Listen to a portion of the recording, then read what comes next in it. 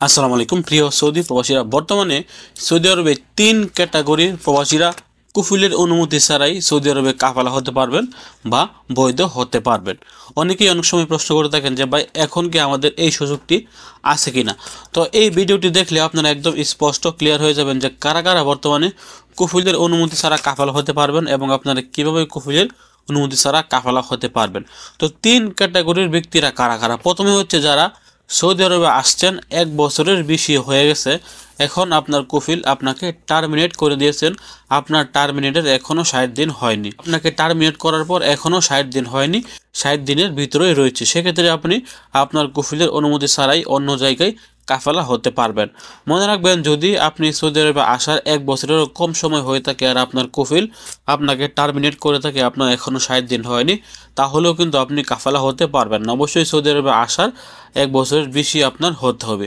আপনি সৌদি আরবে আসছেন 1 বছরের বেশি হয়ে গেছে কিন্তু আপনার কফিল টার্মিনেট করে দিয়েছে, এরকম অবস্থায় আপনি কাফালা হতে পারবেন। এবং 2 নম্বর হচ্ছে আপনার ইকামার মেয়াদ নাই। আপনার ইকামার মেয়াদ শেষ হওয়ার 72 ঘন্টার পরে আপনি চাইলে আপনার কফিলের অনুমতি ছাড়া কাফালা হতে পারবেন। 72 ঘন্টা হচ্ছে আপনার কফিলকে বা আপনার কোম্পানিকে সৌদি সরকার একটি সুযোগ দিয়ে থাকে। এই 72 ঘন্টার ভিতরে যদি আপনার কফিল বা আপনার কোম্পানি ইকামা রিনিউ করে ফেললে সেক্ষেত্রে তাদেরকে আর জরিমানা দিতে হয় না। কিন্তু 72 ঘন্টার ভিতরে যদি তারা ইকামা রিনিউ না করে তাহলে এটিকে এক্সপায়ার হিসাবে গণ্য করা হয়। তো এই 2 ধরনের ব্যক্তিরা কফিলের অনুমতি ছাড়া কাফালা হতে পারবেন। এবং সর্বশেষ এবং 3 নম্বরটি হচ্ছে যারা সৌদি আরবে এসেছেন, সৌদি আরবে আসার পর আপনি আপনার কফিল পাননি বা আপনি আপনার ইকামা পাননি, আপনার 3 মাসের বেশি সময় হয়ে গেছে, সেক্ষেত্রে আপনি আপনার ইকামার নাম্বারটি তুলে অন্য জায়গায় কাফালা হয়ে যেতে পারবেন। এই 3 ধরনের ব্যক্তিরা কিন্তু বর্তমানে কফিলদের অনুমতি ছাড়াই সৌদি আরবে কাফালা হতে পারবেন বা বৈধ হতে পারবেন।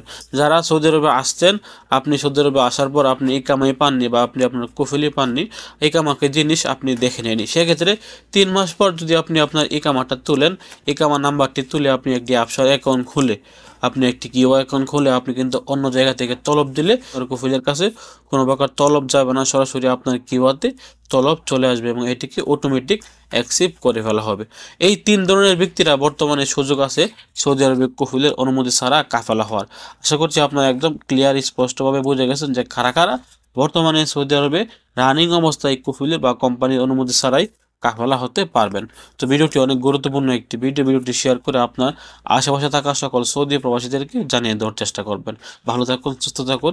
যদি আপনি আমাদের দূরপ্রবাসী একদমই নতুন হয়ে আমাদের চ্যানেলটি সাবস্ক্রাইব করে পাশে থাকা বেল আইকনটি অন করে দিতে পারেন। আমরা এই চ্যানেলে প্রত্যেকদিন সৌদি আরবের বিভিন্ন আপডেট তথ্য আপডেট দিয়ে থাকি। আসসালামু আলাইকুম।